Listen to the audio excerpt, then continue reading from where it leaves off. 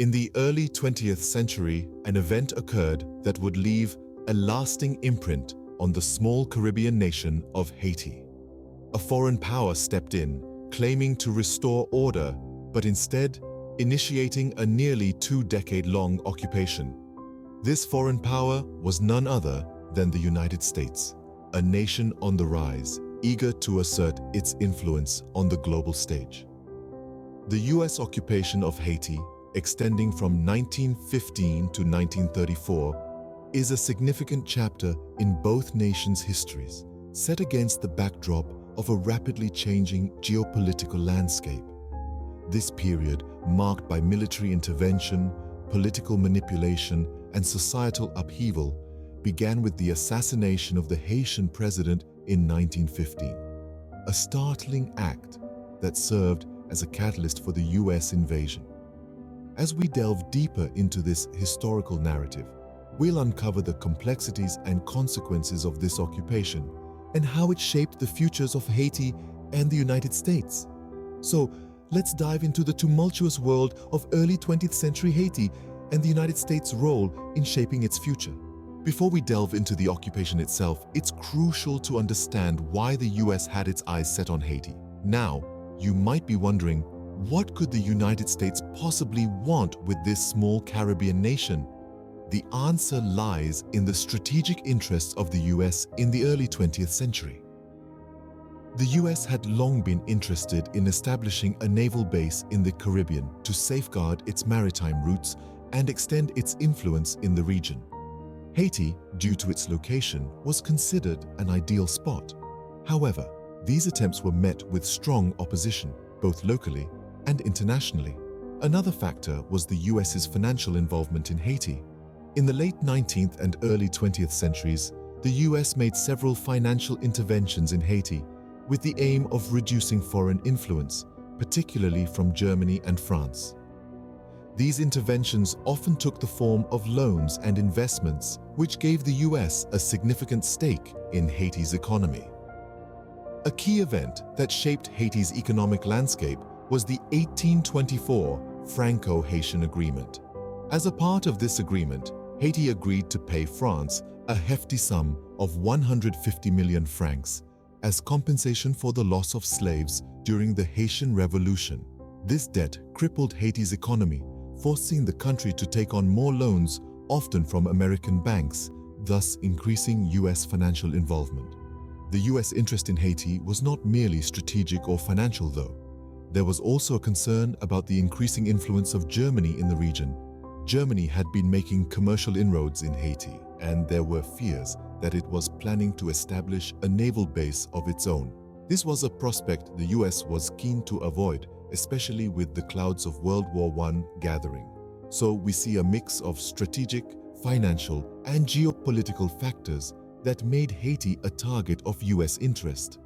The stage was set for a significant intervention, but it was the political instability and turmoil in Haiti that provided the US with the opportunity it had been waiting for. Haiti, in the early 20th century, was a nation in turmoil. Political instability was rampant, with 7 presidents assassinated or overthrown in just a few years. This period of unrest was crucial in setting the stage for the US intervention. The political climate grew increasingly heated as the presidency changed hands at a disconcerting pace. The repeated power shifts and political assassinations created a volatile environment that was ripe for foreign intervention. Among the fallen leaders was President Jean-Villebrun Guillaume Sam, whose assassination in 1915 became one of the most significant triggers for the US invasion.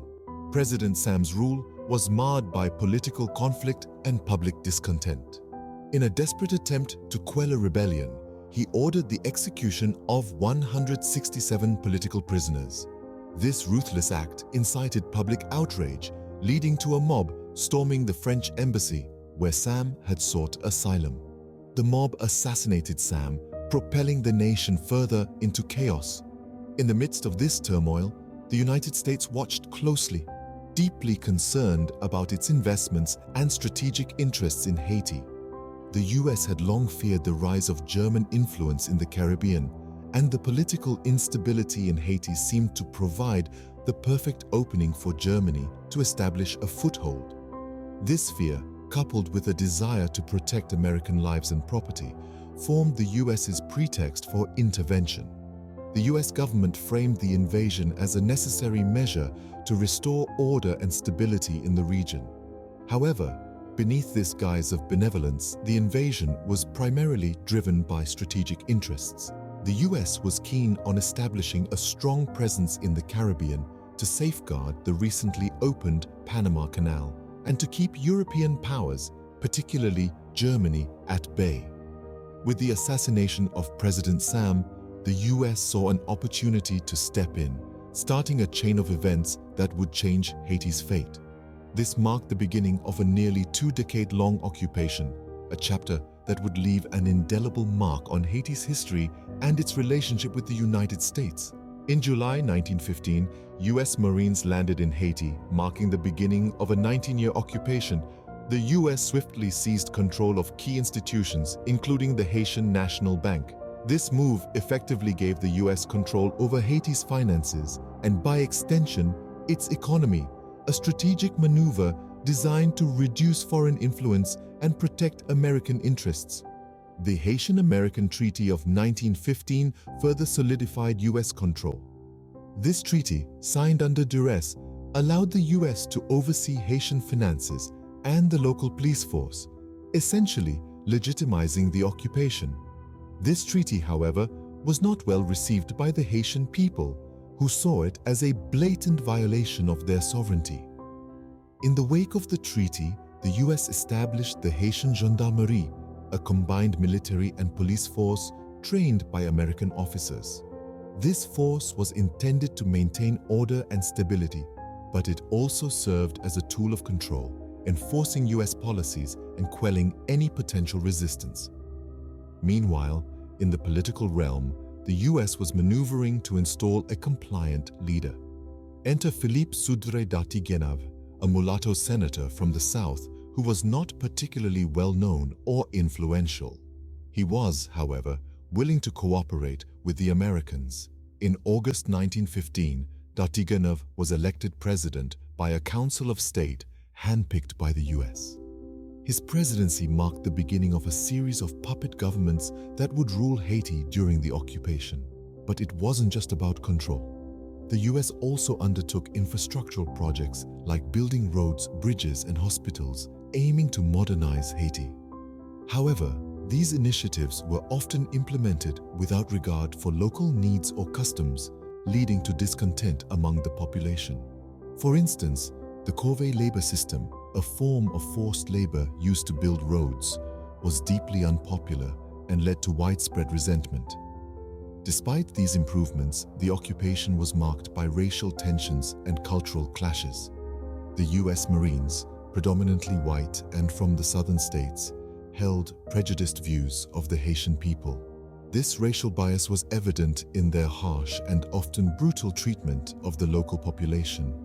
Their attempts to impose American customs and values, including prohibiting voodoo practices, only served to further alienate the Haitians. Additionally, the US also sought to reform the Haitian constitution, primarily to allow foreign land ownership. The proposed changes were met with fierce opposition from the Haitian elite, who saw this as an attempt to further erode their nation's sovereignty. With d'Artiguenave in power, the US had a firm hold over Haiti, but not all Haitians were willing to accept this foreign control. Resistance movements began to spring up across the country, setting the stage for the tumultuous events to come. The US control over Haiti was not unchallenged. The Haitian people, especially the rural population, resisted the occupation and its policies. This resistance was a testament to their resilience and determination to protect their cultural identity and sovereignty. In the backdrop of this complex struggle, the most significant form of resistance emerged in the form of the Kako Rebellion, a peasant uprising that spanned from 1919 to 1920. The rebellion was led by Charlemagne Peralty, a former officer in the disbanded Haitian army who became a symbol of Haitian resistance. He rallied the rural population, against the forced labor system imposed by the US Marines, which was reminiscent of the harsh conditions endured during the French colonial period. Despite the US military's superior firepower, the rebellion persisted for 2 years, disrupting the American administration's plans and bringing the plight of the Haitian people to the international stage. However, the rebellion was brutally suppressed and Peralta was assassinated, his body displayed in public as a deterrent to further resistance. Parallel to the resistance was the forced implementation of a new constitution in 1917. This constitution, drafted under US supervision, allowed foreign land ownership, a provision vehemently opposed by the majority of Haitians who saw it as a threat to their sovereignty and economic independence. Despite widespread protests, the constitution was passed, sparking further resentment among the Haitian population. The US occupation's harsh realities were not confined to Haiti. In the early 1920s, reports of human rights abuses by US Marines began to reach American soil, prompting a US Senate investigation. The inquiry revealed widespread abuses, including forced labor, torture, and the suppression of political dissent. These findings further tarnished the image of the US occupation, both domestically and internationally. In the midst of this turmoil, the US occupation did bring some reforms to Haiti. Infrastructure was improved, with roads, hospitals, and schools built across the country. The financial system was stabilized, and the Haitian Gendarmerie, a local police force trained by the Marines, was established, which brought some level of stability. However, these reforms did little to quell the widespread poverty and social unrest. The policies of the US occupation disproportionately benefited the urban elite and foreign corporations, while the majority of Haitians, particularly the rural population, remained impoverished and disenfranchised. In conclusion, the US occupation of Haiti was a period of intense struggle, resistance, and change. While the US implemented some reforms, they were overshadowed by the widespread abuses and the deep resentment they engendered among the Haitian population. Despite the resistance, the US continued its occupation, but the tide was starting to turn. As the 1920s drew to a close, the situation in Haiti was becoming increasingly untenable for the US occupation. Unrest was growing among the Haitian population, and a new spirit of nationalism was taking hold. This culminated in the widespread uprisings of 1929, a turning point that signaled the beginning of the end for the American presence in Haiti. At the same time, the political winds were shifting back home. With the Great Depression looming, President Herbert Hoover ordered an investigation into the occupation, leading to a damning report highlighting the abuses and mismanagement by the US forces. As a result, public opinion in the US began to turn against the occupation. This change in sentiment set the stage for a new approach to US foreign policy in Latin America. When President Franklin D. Roosevelt took office in 1933, he introduced the Good Neighbor policy, which promised non-intervention and non-interference in the domestic affairs of Latin America. As part of this policy, Roosevelt initiated the withdrawal of US Marines from Haiti, a process completed by the end of 1934. The aftermath of the US occupation was a mixed bag for Haiti. On the one hand, the country regained some semblance of sovereignty, but on the other hand, the years of foreign control had left deep scars. The socio-economic divide had widened, and political instability was still a pressing concern. In the long term, the occupation had profound impacts on US-Haiti relations. While it officially ended in 1934, the US maintained financial control over Haiti until 1947.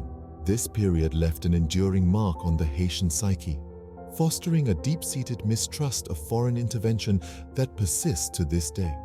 The US occupation of Haiti ended, leaving behind a complex legacy that continues to shape Haiti's political, economic, and social landscape. The US occupation of Haiti is a significant chapter in the history of both nations, shaping their relationship for decades to come. Over its 19-year span, the occupation brought about major changes in Haiti's political, economic, and social landscape, leaving a legacy that continues to influence Haitian society and US-Haiti relations. The US occupation, intended to stabilize Haiti and protect American interests, resulted in significant modernization efforts, including improved infrastructure, public health initiatives, and the establishment of a centralized government. However, these advancements came at a cost. The occupation was marked by strict control over Haitian finances, political manipulation, and the implementation of policies that favored American interests, often at the expense of the Haitian population. The forced adoption of a new constitution in 1917, allowing foreign land ownership, significantly altered Haiti's economic structure and led to the concentration of wealth and land in the hands of a few. This policy, coupled with racial tensions and cultural differences, sparked widespread resistance among Haitians, leading to a peasant rebellion and a US Senate investigation into abuses by the occupation forces. The US withdrawal in 1934, prompted by uprisings and a shift in American foreign policy, left Haiti with a legacy of political instability, economic disparity, and a strained relationship with the United States. Yet it also marked a significant turning point in Haiti's history, initiating a period of self-governance and the opportunity to reclaim its sovereignty.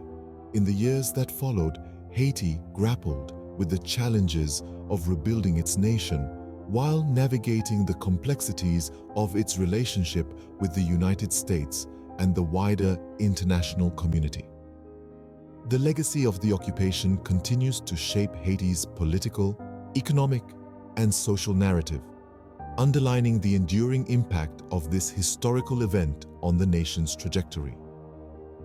As we reflect on this historical event, it's essential to remember its context and its enduring impact on today's international relations. Thank you for joining us on this historical journey.